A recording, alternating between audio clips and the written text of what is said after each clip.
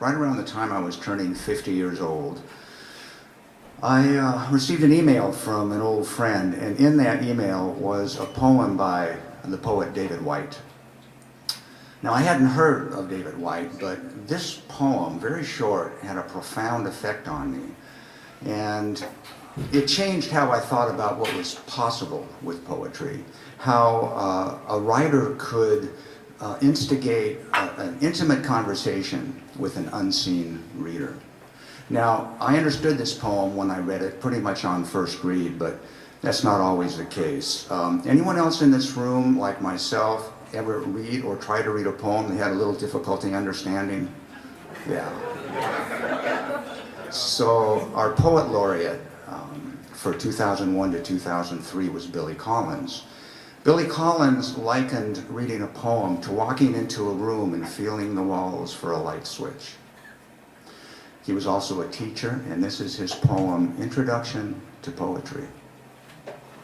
I asked them to hold the poem up to the light like a color slide, or press an ear against its hive. I say, drop a mouse into the poem and watch him probe his way out. Or walk into the poem's room and feel the walls for a light switch. I want to see them water ski across the surface of the poem while waving at the name of the author on the shore. But all they want to do is tie the poem to a chair with a rope and torture a confession out of it. They begin beating it with a hose to find out what it really means. So what a poem really means is going to be different from one person to the next, because there's so much metaphor and so much image, and we each bring to those our own personal experience, our own lives. In fact, the poet Galway Kinnell said that the author has no more authority over the meaning of a poem than the reader, because the poet can get so involved and consumed by what he's trying to say. A lot of times he misses some really important stuff that's in the poem that a reader is going to pick up. So the Academy of American Poets launched this holiday in 1996, and they did so with the idea of making poetry more available to just everyday Americans. They thought that was important. And when I think about why that's important, what comes to mind is a line from William Carlos Williams, his poem Asphodel, where he says, "It is difficult to get the news from poems, yet men die miserably every day for lack of what is found there." Men die miserably every day for lack of what is found there. That's a pretty dramatic statement. And to me, the kind of death he's talking about is the death we experience when we lose the connection with our hearts and with our inner selves, with our inner conversations. And we become so consumed with our spreadsheets and checking off things on our to-do lists and all the demands of modern life that we ignore the deeper desires of our souls. So here is a cautionary tale from the Spanish poet Antonio Machado, translated by Robert Bly. The wind, one brilliant day, called to my soul with an odor of jasmine. In return for my odor of jasmine, I'd like all the odor of your roses. I have no roses. All the flowers in my garden are dead. Well then, I'll take the withered petals, the yellow leaves, and the waters of the fountain. And the wind left, and I wept, and I said to myself, what have you done with the garden that was entrusted to you? What have you done with the garden that was entrusted to you? Good question. So the poet Mary Oliver takes a little more proactive stance.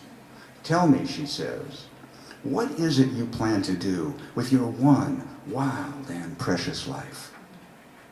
What is it you plan to do with your one wild and precious life? So poetry can If you read poetry, you may find that you're inspired to write poems yourself. You may discover you want to create other forms of art that help you see more deeply into your life. You may find that poetry helps you to explore some of the deep mysteries of life, like love. This is from my book, Raised in the Shadow, The Way I Love You. For me, the most difficult thing is to love without claim, to trust without owning, to give up the safety of preconception. Those whom we love will never be exactly who we want, never be exactly who we think they are, never do exactly as we expect. The soul, too virile to be contained by our simple expectations, commands its own unique destiny. We can never fully know those we love. Their truth is far more glorious and alive than we could ever invent. Rather, we love by allowing something uncontrollable to unfold, and those willing to travel bravely along that vibrant edge can never love any other way again. I'm going to close with that short David Whyte poem that inspired me all those years ago. It's called Self-Portrait. It doesn't interest me if there is one God or many gods. I want to know if you belong or feel abandoned. I want to know if you know despair or can see it in others. I want to know if you are prepared to live in the world with its harsh need to change you. If you can look back through firm eyes saying, "This is where I stand." I want to know if you know how to melt into that fierce heat of living, falling toward the center of your longing. I want to know if you're willing to live day by day with the consequence of love and the bitter, unwanted passion of your sure defeat. I have heard, in that fierce embrace, even the gods speak of God.